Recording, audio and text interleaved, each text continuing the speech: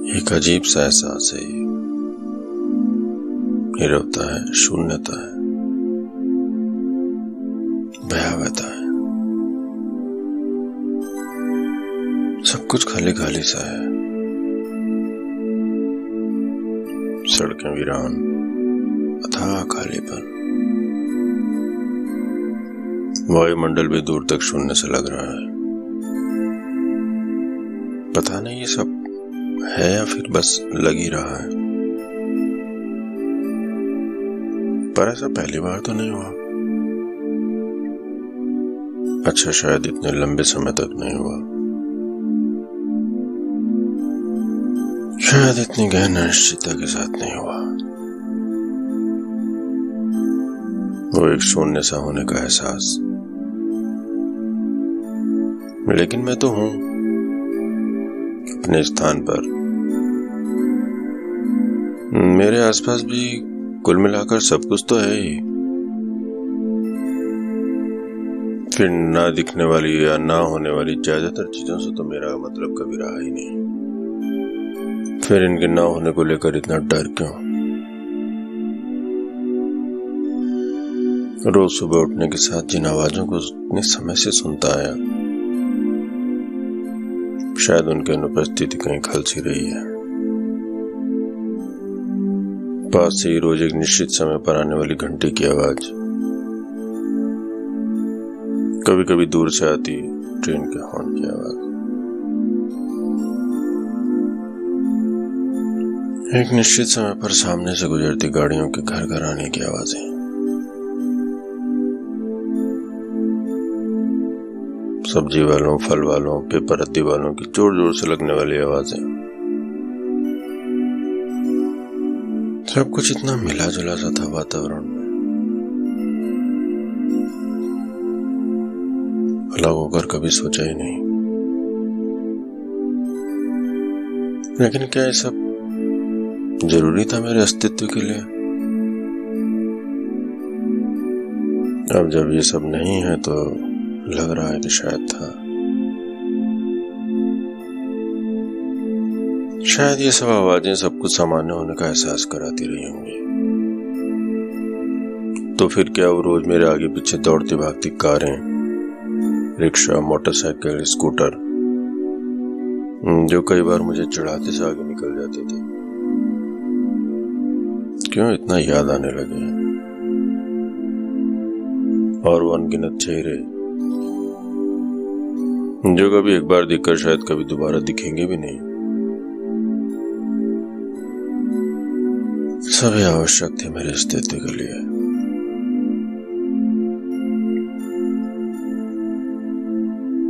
सड़क किनारे खड़ा हो नारियल पाने वाला, रोज उस मोड़ पर मुड़ते ही सामने वो बड़े बड़े थैले बेचने वाला, किनारे बैठा हुआ अनजान सा व्यक्ति, इन सब के पास में कभी रुका भी नहीं, बात भी नहीं की। लेकिन फिर भी ये शायद मेरे जीवन का एक हिस्सा थी। शायद इनकी उपस्थिति सब कुछ सामान्य होने का एहसास कराती रही होगी। वो उस मोड़ के आगे सालों से खड़ी और टेढ़ी मेढ़ी साइकिल, कभी जान ही नहीं पाया कि उसका भी एक स्थान था मेरे दृश्य पटल पर।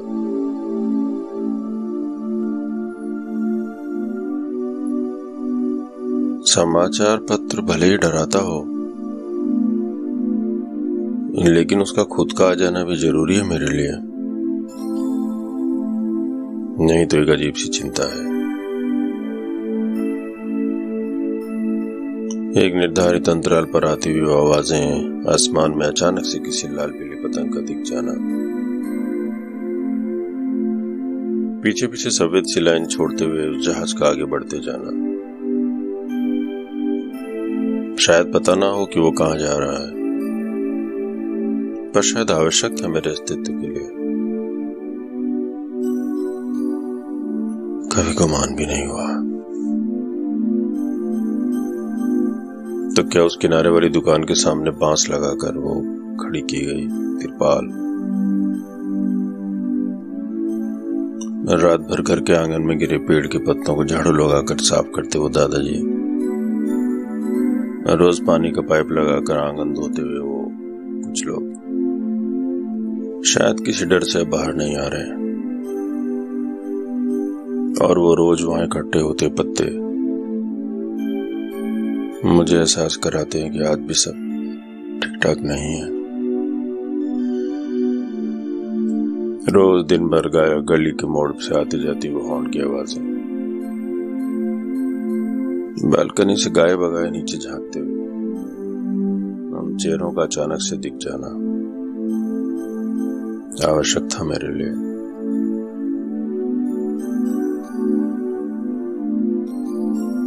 घर से रोज निकलते हुए लिफ्ट में लोगों के आने जाने के निशान एक अजीब सी खींच पैदा करते थे, लेकिन अब नीचे चमकता हुआ फर्श पे डराता है, किसी के ना होने का एहसास जो कराता है। यानी हर बदलाव अब खौफ ही पैदा करता है। कहते हैं कि हमारे रोजमर्रा के जीवन में जितनी भी आवाजें होती हैं वो अंतरिक्ष में ऊपर चली जाती हैं। इस घोर नीरवता के माहौल में कुछ शायद फिर से सुनने में आने लगी है। हो सकता है कि वो हमेशा ही रहती हो, हर दिन के कोलाहल में सुनाई ना देती हो, फिर इसको इतना विस्मयकारी बनाने की आवश्यकता ही क्या है? तो क्या वो सब फिर से सुनाई देंगी जिन्हें सुनने की इच्छा है, या फिर कोई समय सीमा है? मैं भी कहां अनंत तक जाना चाहता हूं, बस कुछ साल पीछे ही तो जाना चाहता था। अच्छा, तो तुम यहां भी कुछ अपना स्वार्थ सिद्ध करना चाहते हो? लगातार आजू बाजू या दूर दराज से आती हुई मिली जुली आवाजों की उपस्थिति और उनकी निरंतरता ही अपने आप में काफी थी मेरे लिए, जो अब लुप्त सी हो गई है। और फिर मेरे आसपास ही या फिर कहीं दूर, कहीं यथार्थ में, कहीं हवा में, कहीं वायुमंडल में किसी अनजान सी वस्तु के होने का डरावना एहसास। दिन रात आते आंकड़े हर बोलने और सुनने के माध्यमों से लगातार बार बार उन्हीं बातों का स्मरण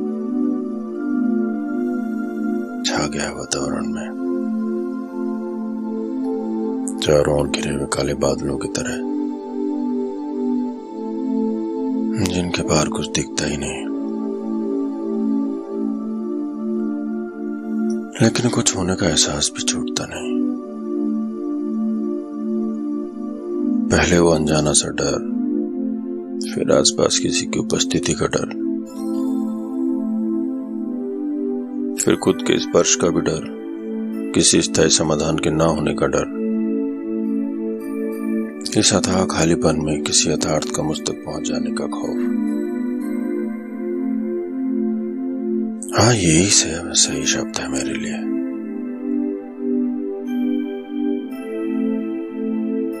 फिर इन घटनाओं की मानवता के साथ हुई कुछ इसी तरह की घटनाओं से तुलना, लेकिन उनका कोई अंत तो था। फिर वो मनुष्य द्वारा निर्मित थी और उनको खत्म करना हमेशा से मनुष्य के हाथ में था। पर ये सब तो कुछ विस्मयकारी है, अदृश्य, अनजान, असुप्त, परंतु उपस्थित। बस एक रिक्तता है, विस्मयता है, अनंत तक विस्मयता है। कोई समय सीमा नहीं, कोई निश्चिंतता नहीं। लेकिन क्या मैं खुद ढल नहीं रहा हूं इन सब के बीच, इन आंकड़ों के बीच, इस वातावरण में इतनी धुंध के बीच? कहीं ना कहीं कुछ न कुछ ढूंढ ही लेता हूं, कुछ इस तरह की बातें, कुछ इस तरह के आंकड़े जो एहसास कराते हैं कि सब कुछ अभी खत्म नहीं हुआ है। फिर वो चंद चेहरे, वो कुछ आवाजें जो आती हैं कभी कभी, विश्वास दिलाती है। हम हैं, यही हैं।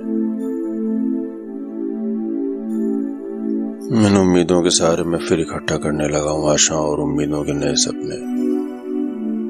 बहुत से लोग हैं जो मुझसे आगे खड़े हैं, लड़ रहे हैं, कुछ तो अपना बलिदान भी दे चुके हैं, लेकिन उनकी इस लड़ाई ने इन आंकड़ों को, इन डर को, इस एहसास को बहुत हद तक कम तो किया ही है। जीतने की उम्मीद भी जगा दी है। लगने लगा है कि निकल जाएंगे इस उहापोह से, लेकिन कहीं तो इसने हम सबको हिलाकर रख दिया है, मानवता के आत्मविश्वास को। लेकिन हम तो इन सबसे बहुत ऊपर निकल गए थे। साइंस तो अब कुछ असामान्य सा करने की फिराक में था। वह आधुनिकतम संचार साधन, दुनिया को पलक झपकते खत्म करने का मादा रखने वाले हथियार, चांद और मंगल के उस पार निकल जाने की तकनीक रखने का दावा करने वाली मानवता, इस आधुनिकता की लड़ाई में अचानक हार सी क्यों गई? अपने आप को सर्वश्रेष्ठ बताकर सभी प्राणी मात्रों के अस्तित्व पर प्रश्न चिन्ह लगाने वाली मानव जाति अचानक कराहने क्यों लगी? विलासिता के चरम पर पहुंचने वाले ये देश अचानक आचार विचार, प्राकृतिक संसाधन और फिर उस पुरानी दिनचर्या की ओर क्यों देखने लगे? कहीं ये युद्ध कितनी मेरी आवश्यकता और कितनी मेरी क्षमता है कि बीच का तो नहीं? कहीं प्रकृति ने हमें दिखा तो नहीं दिया? आज खुद से डरे हम, तो क्या हम संयम को अपना लेंगे? मान लेंगे कि कृत्रिमता की खोखली ऊंचाइयों की ओर दौड़ लगाती मानवता को कृत्रिमता के धरातल का एहसास बढ़ाइए, या फिर वापस उसी अंधाधुन दौड़ में लग जाएंगे? शायद यही सही है।